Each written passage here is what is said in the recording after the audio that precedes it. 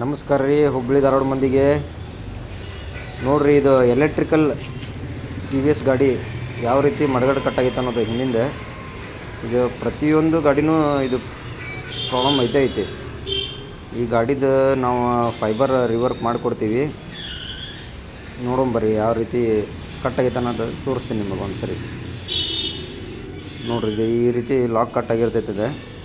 ಎರಡೂ ಸೈಡ್ ಕಟ್ಟಾಗಿರ್ತೈತೆ ರೀ, ರೈಟು ಮತ್ತು ಲೆಫ್ಟ್ ಸೈಡು ಮತ್ತು ರೈಟ್ ಸೈಡ್ ಎರಡೂ ಸೈಡ್ ಇದೇ ರೀತಿ ಕಟ್ಟಾಗಿರ್ತೈತಿ.